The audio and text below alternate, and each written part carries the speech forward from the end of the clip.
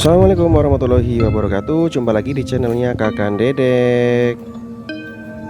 Oke guys, kali ini kami lagi ada di sebuah museum bernama Museum Susilo Sudarman.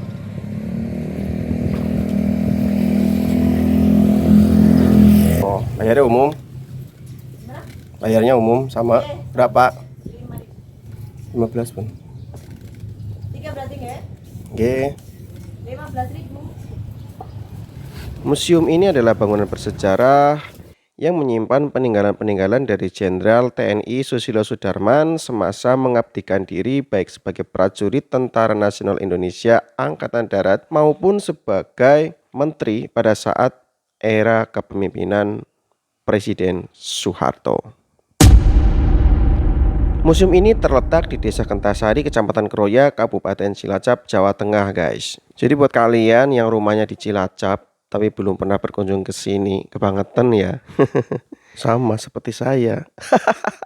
Karena di sini tuh tersimpan banyak sekali koleksi-koleksi dari senjata berat hingga senjata ringan yang tentu saja merupakan tempat yang sangat cocok dijadikan wisata untuk anak-anak karena mereka bisa bermain di sini, melihat koleksi-koleksi bersejarah yang otomatis menambah wawasan dan pengetahuan mereka. Pada bagian luar museum tersimpan banyak kendaraan tempur, baik kendaraan darat, laut maupun udara, guys. Seperti di depan kami, ini adalah sebuah Panzer BRDM kavaleri TNI AD buatan Rusia pada tahun 1958 yang memperkuat jajaran kavaleri TNI AD pada tahun 1960. Sebagai panzer amfibi, BRDM mampu beroperasi di darat maupun di laut. Mayor Kavaleri Susilo Sudarman adalah Komandan Batalion Kavaleri atau Panzer Badak Putih TT 3 Siliwangi tahun 1959 hingga 1960 yang bermarkas di Padang Larang, Jawa Barat. Nah, selanjutnya di sini juga ada ranjau tanduk, guys. Ranjau ini ditebar di laut dan bila tertabrak kapal, maka ranjau akan meledak. Beratnya hingga 200 kg dengan berat eksplosif 80 kg. Ranjau tanduk ini dipakai untuk memblokade pintu masuk pelabuhan serta alur-alur laut penting sehingga kapal induk bisa keluar atau masuk. Nah, di sebelah kanan ini bukan senjata, guys, tapi ini adalah maskot Visit Indonesia Years tahun 1991. Ini adalah badak bercula 1 yang merupakan binatang khas dari Ujung Kulon, Banten. Ini merupakan kampanye promosi pariwisata Indonesia ke seluruh dunia oleh Menteri Pariwisata, Pos dan Telekomunikasi Susilo Sudarman. Badak bercula 1 ini juga lambang Batalion Kavaleri 1 TNI AD yang pernah dipimpin Susilo Sudarman pada tahun 1959. Berikut adalah meriam howitzer kaliber 122 mm. Meriam ini adalah buatan Rusia pada tahun 1938. Masuk jajaran Korps Marinir TNI AL pada tahun 1958. Jangkauan tembak 11.800 meter atau 11,8 km. Penugasan operasi Seroja Timur pada tahun 1977-1978. Dan operasi Guntur pada tahun 1984. Meriam howitzer ini merupakan kenang-kenangan dari Dan Kormar TNI AL pada tahun 2004. Selanjutnya di sini juga ada pesawat berkode OV-10F Bronco buatan Rockwell USA, guys. Pesawat ini beroperasi dari tahun 1976 hingga tahun 1998.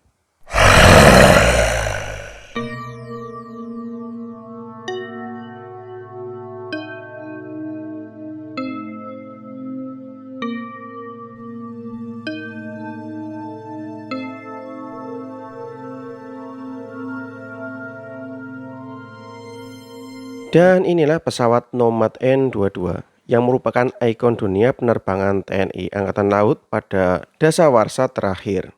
Walau sudah berusia tua dan sebagian telah digrounded, Tetap saja pesawat N-22 atau N-24 Nomad menjadi andalan utama TNI AL untuk bertugas pengintaian dan patroli maritim. Nomad menjadi ujung tombak TNI AL untuk melakukan patroli di wilayah perairan Indonesia. Berikutnya ini adalah torpedo Mk-44. Torpedo ini adalah torpedo ringan yang diluncurkan di udara dan diluncurkan dari kapal yang sudah usang. Torpedo ini diproduksi di Amerika Serikat di bawah lisensi di Kanada, Prancis, Italia, Jepang, dan Inggris. Dengan 10.500 diproduksi untuk layanan Amerika Serikat, guys. Berikut adalah meriam kaliber 40 mm. Meriam ini mempunyai jarak tembak 7,1 km. Meriam ini adalah ex kapal landing ship tank LST KRI Teluk Soleh 510 bergabung dengan TNI AL pada tahun 1979. Dan ini adalah tank AMX-13 yang merupakan tank ringan buatan Prancis diproduksi pada tahun 1953 sampai tahun 1985. Kedatangan tank ini berawal dari periode tahun 1960-an di mana saat itu Indonesia sedang berkonfrontasi dengan Belanda dalam merebut kembali Irian Jaya, yaitu Papua. Demi mendukung kampanye militer yang dikenal dengan nama Operasi Trikora tersebut, pihak TNI mendatangkan beragam alutsista unggulan terbaik dunia di masa itu. Untuk mendukung kekuatan daratnya, pasukan TNI AD pada saat itu mendatangkan tank ringan AMX-13 dari Prancis yang sudah memiliki nama besar dalam beragam konflik dari periode 50-an. Dilansir dari historia.id, tank asal Prancis tersebut dibeli oleh pihak TNI sebanyak ratusan unit yang terdiri dari tank ringan AMX-13 garing 75 yang dilengkapi dengan Cannon 75 mm, APC AMX VCI, dan beberapa kendaraan recovery lainnya.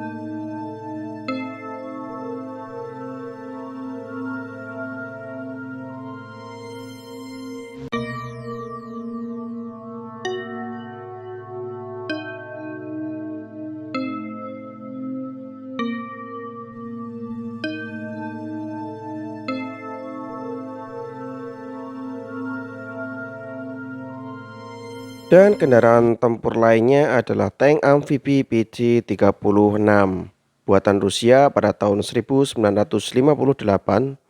tiba di Indonesia tahun 1961. Tank ini memiliki panjang 7,6 meter dan lebar 3,1 meter dengan berat 14,2 ton. Tank ini mempunyai kecepatan darat 44 km per jam dan di atas air mempunyai kecepatan 10,2 km per jam. Tank amfibi ini dilengkapi dengan senjata kanon kaliber 76,2 mm dan senapan mesin kaliber 7,62 mm. Dengan jarak tembak kanon mencapai 4.000 meter. Tank amfibi ini memperkuat jajaran Korps Marinir TNI AL dan Batalion Kavaleri I atau Tank Kostrad. Mayor Kavaleri Susilo Sudirman adalah komandan Batalion Kavaleri I pada tahun 1959 hingga 1960. Di sebelahnya juga ada sebuah peluru kendali dengan kode SAM-75 TNI AU. Rudal SAM-75 digunakan untuk mendukung rencana operasi Trikora. Rudal SAM-75 merupakan buatan dari Uni Soviet yang memiliki efek deteren tinggi dan telah terbukti bisa menghancurkan berbagai sasaran di udara. Indonesia bahkan pernah dijuluki sebagai macan Asia karena memiliki rudal SAM-75 ini, guys.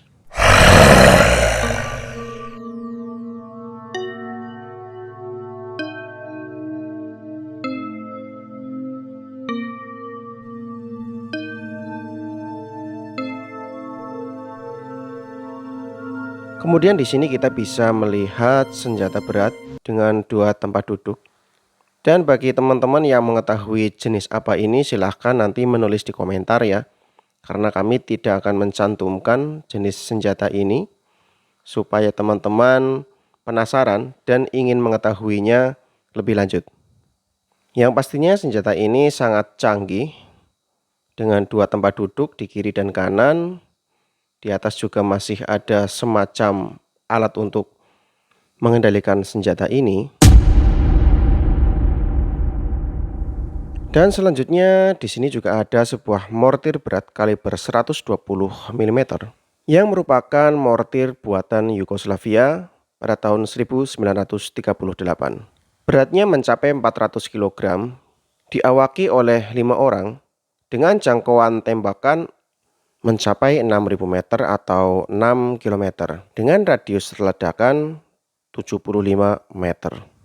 Senjata ini dulunya merupakan milik dari Satuan Resimen Artileri Korps Marinir TNI Angkatan Laut.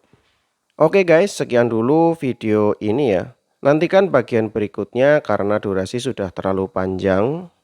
Semoga vlog ini bermanfaat ya buat teman-teman semua. Bagi yang belum subscribe, silahkan subscribe, tinggalkan like dan komentar yang baik ya. Wassalamualaikum warahmatullahi wabarakatuh.